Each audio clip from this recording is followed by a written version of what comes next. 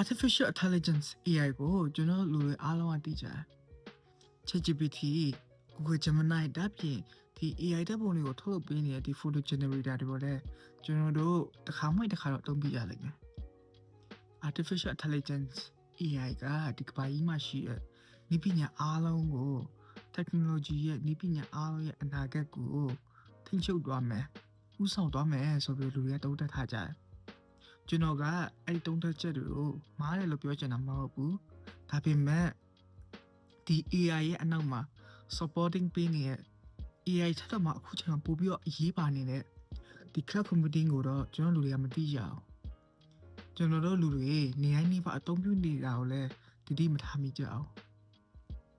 ကဲ cloud computing ကပါလဲဒီဗီဒီယိုလေးကိုအဆုံးထိကြည့်ရှုလိုက်ပါဗီဒီယိုလေးမစခင်မှာဒီဟာဒီပညာ technology ကိုစိတ်ဝင်စားတဲ့သူပိုပြီးသိချင်တဲ့သူဆိုရင်ဒီ YouTube channel လေးဟာဒီတို့အတွက်ဖြစ်တယ်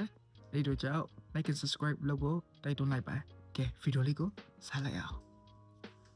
အားလုံးမင်္ဂလာပါဒီ Tech First ကနေလည်းကြိုဆိုလိုက်ပါဒီနေ့မှာဆိုရင်တော့ကျွန်တော် cloud computing အကြောင်းကို sharing လုပ်တော့မှာဖြစ်ပါတယ်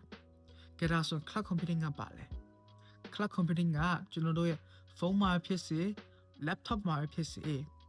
အဲ့ဒီထက်မှရှိ storage ကိုမတုံးဘူးဒါပေမဲ့ကိုယ့်ရဲ့ document တွေ file တွေဓာတ်ပုံတွေ video တွေဒါအပြင် application တွေ game တွေကိုပါအစတင်ထားတဲ့နေရာတစ်ခုဥပမာပြောရရင်ကျွန်တော်တို့ Apple ကနေထုတ်လုပ်ထားတဲ့ဒီ iCloud Google ကနေထုတ်လုပ်ထားတဲ့ဒီ Google Drive Windows ကနေထုတ်လုပ်ထားတဲ့ laptop တွေအတွက်ထုတ်ထားတဲ့ OneDrive အဲ့ဒီဟာတွေကအားလုံးကဒီ cloud computing ရဲ့ system တွေပဲဖြစ်ပါတယ်ကျွန်တော်ရဲ့ phone ဒါမှမဟုတ်ရင် laptop ကတခုခုပြတ်သွားတယ်ဆိုပါစို့အဲ့ဒီထက်မှရှိကျွန်တော်ရဲ့ file တွေဓာတ်ပုံတွေ video တွေကျွန်တော်က iCloud ဒါမှမဟုတ် OneDrive ထဲမှာတင်ခဲ့တည်ရှိတော့အခြားတက်ဝယ်လိုက်တဲ့ phone ဒါမှမဟုတ်အခြား laptop ကနေ login ဝင်လိုက်ရုံနဲ့တင်ကျွန်တော်အဲ့ဒီ file တွေဓာတ်ပုံတွေကိုပြင်ရမှာပါအဲ့ဒီဟာကကျွန်တော်တို့ဒီ cloud computing ရဲ့ system တွေဖြစ်ပါတယ်ကဲအဲ့ဒီဆိုရင်ကျွန်တော်တို့မိကုန်းတစ်ခုရှိကြလိုက်ပဲဒီ cloud server တွေကပြတ်တော့ခဲ့ရင်ကျွန်တော်တို့ရဲ့ဓာတ်ပုံတွေ file တွေပြတ်သွားမှာလားပေါ့နော်ပြောရရင်တော့ကျွန်တော်တို့ဒီ cloud server တွေကပြတ်သွားခဲ့ရင်ကျွန်တော်တို့ဒီဓာတ်ပုံတွေ file တွေကို backup လုပ်ဖို့ရခိုင်နှုန်းနည်းသွားလိမ့်မယ်ရခိုင်နှုန်းနည်းသွားတဲ့ခါမှာဒီဓာတ်ပုံတွေ file တွေယူဖို့ခက်သွားလိမ့်မယ်အဲ့ဒီချိန်ကျရင်ကျွန်တော်တို့ရဲ့မိသားစုနဲ့အမတ်တရရိုက်ခဲ့တဲ့ဓာတ်ပုံတွေအရေးကြီးတဲ့စာတွေနဲ့အားလုံးကိုကျွန်တော်တို့လက်လွတ်ရလိမ့်မယ်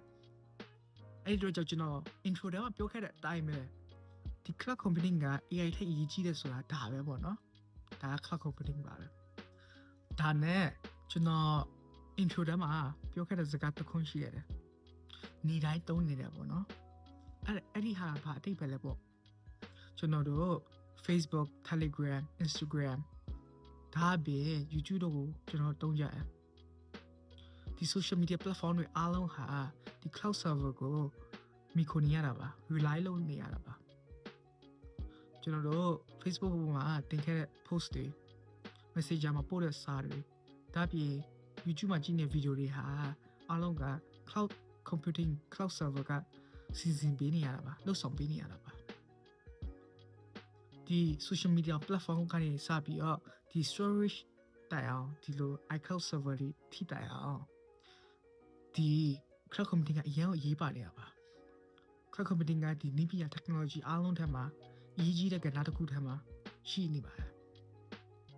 ကဲဒါဆိုရင်ဒီဘယ်လောက်ထိအရေးကြီးလဲဆိုတာအားလုံးသိကြလိမ့်မယ်ကဲဒါနဲ့ cloud computing မှာလည်းသူ့မှာထူးခြားတဲ့အချက်လေးတွေရှိတယ်သူ့မှာ model ၄မျိုးရှိတယ်အဲ့ဒီ model ၄မျိုးမှာလည်းသူ့ရဲ့အားရခြင်းနဲ့အားနည်းချက်တွေလည်းရှိနေပါတယ်အဲ့ဒီအကြောင်းအရာကိုတော့ကျွန်တော်နောက်ဗီဒီယိုလေးမှာ